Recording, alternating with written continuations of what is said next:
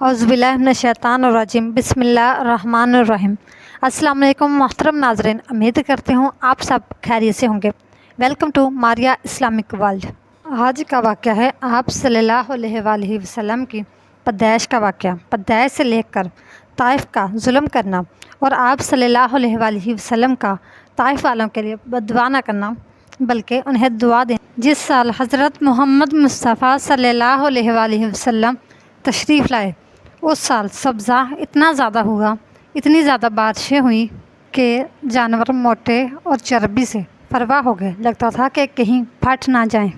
جو بھی تجارتی قافلے گئے ہوئے تھے وہ خاصا نفع لے کر آئے، چشموں میں پانی بھر گیا۔ اس سال درختوں پر پھل بہت زیادہ آیا۔ عرب کے لوگ اتنے آکڑ اور ظالم تھے کہ بیٹیوں کو زندہ درگو کر دیتے تھے۔ جس سال میرے محمد مصطفیٰ صلی اللہ علیہ وآلہ وسلم تشریف لائے کسی گھر بیٹی پیدا نہیں ہوئی بلکہ سب گھروں میں بیٹے ہی پیدا ہوئے۔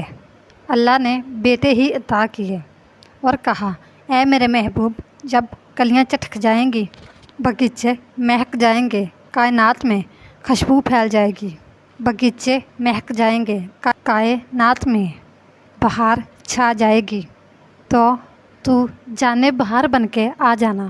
جب حضور صلی اللہ علیہ وآلہ وسلم کی ولادت ہوئی، بہاروں پر بھی بہار آ گئی، پوری کائنات میں روشنی پھیل گئی، اجالے پھیل گئے اور گلی گلی چراغاں ہوا۔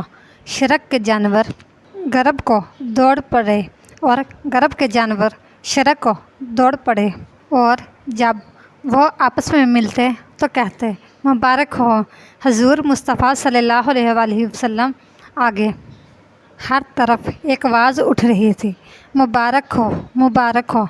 پوری کائنات پر محمد عربی کا قبضہ ہو گیا، ہر طرف خوشیاں پھیل گئیں، نہریں ساوا خشک ہو گئے، آتش کدہ لان بجھ گیا، نوشیروان کے محل کے 14 ٹھکرے گر گئے، ہر طرف نور ہی نور پھیل گیا۔ سیدہ آمنہ رضی اللہ تعالیٰ عنہ فرماتی ہیں، آسمان کے ستارے جھک کر میرے صحن کے اتنے قریب آ گئے کہ مجھے لگتا تھا کہ یہ ابھی ٹوٹ کر میرے صحن میں گر جائیں گے۔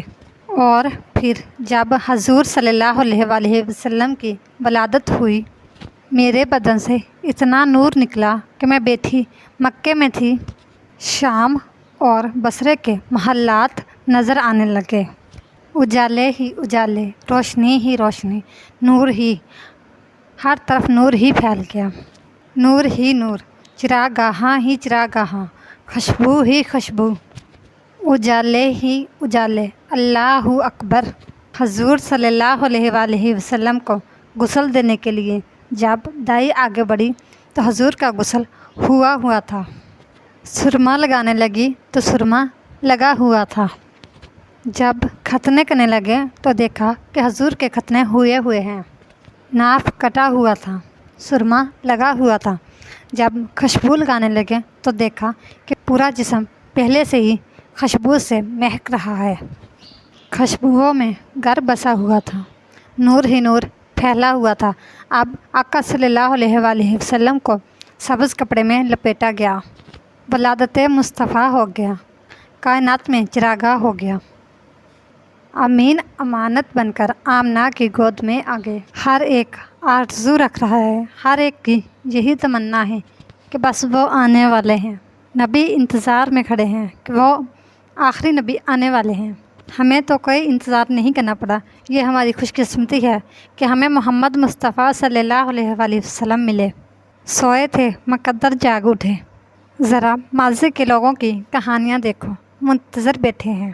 حضرت خلیل اللہ کعبہ اللہ کے گھر کی تعمیر کرنے کے بعد ہاتھ اٹھا لیتے ہیں، یا اللہ تیرے گھر کی تعمیر کی، اب دعا کرتا ہوں اس رسول کو بھی بھیج دے۔ انتظار کر کر کے آنکھیں بوڑھی ہو گئی ہیں کہ کب وہ آئیں گے۔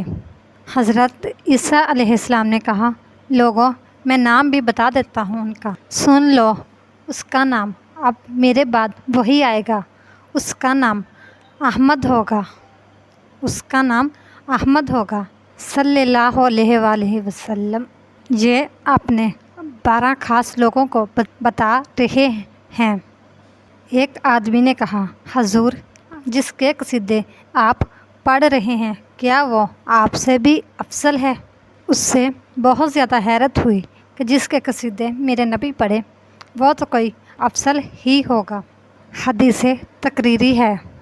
मसान बिन साबत हजूर करम सल्लल्लाहु अलैहि वसल्लम के सामने पढ़ते हैं, आपको हर ऐब से पाक बनाया गया।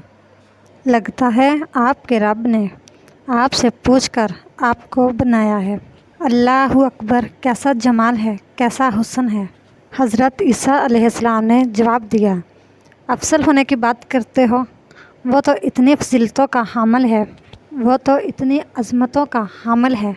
उसके नलैन के तस्मे खोलने की सादत भी इब्ने मरियम को मिल जाए तो ये भी मुकद्दर की बात है। वो इतना अजीम नबी है, मुझे बताओ मैं उसका ज़िक्र ना करूं? कायनात के अंदर जितना चिरागा है सब आमना के लाल के कदमों के सदक़े है। आपका इंतकाल हजूर सल्लल्लाहु अलैहि वसल्लम के इस दुनिया में कदम रखने से पहले ही हो गया था।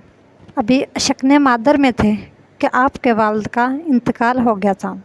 आप सल्लल्लाहु अलैहि वसल्लम यतीम पैदा हो गए। 6 साल की उम्र में अबवा के मकाम पर रेत के टीले आए। सैयदा आमना की तबीयत ख़राब होगी। लम्हे भी ज़िंदगी के आखिरी हैं। सैयदा आमना ने महसूस कर ले कि मेरी ये सांसें भी आखिरी हैं, मेरी ये ज़िंदगी के लम्हे भी आखिरी हैं। सैयदा आमना ने रोते हुए हजूर पाक सल्लल्लाहु अलैहि वसल्लम के सर पर हाथ रखा और कहा, बेटा, हर नई चीज़ ने पुराना हो जाना है और बाकी ने फना हो जाना है। मैं भी जा रही हूँ, लेकिन मेरा ज़िक्र नहीं मिटेगा, क्योंकि मैं तुम्हारे जैसा सुलझा हुआ बेटा छोड़ के जा रही हूँ। ये सैयदा आमना के आखिरी अल्फाज थे। फिर इसके बाद सैयदा का इंतकाल हो गया।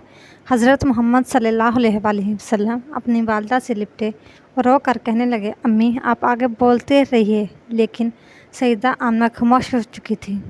फिर हजूर ने वहीं पर अपनी माँ की तदफीन की और फिर तदफीन के बाद उम्मे अहमद के साथ सवारी पर बैठ जाते हैं और चिमट जाते हैं उम्मे अहमद के साथ।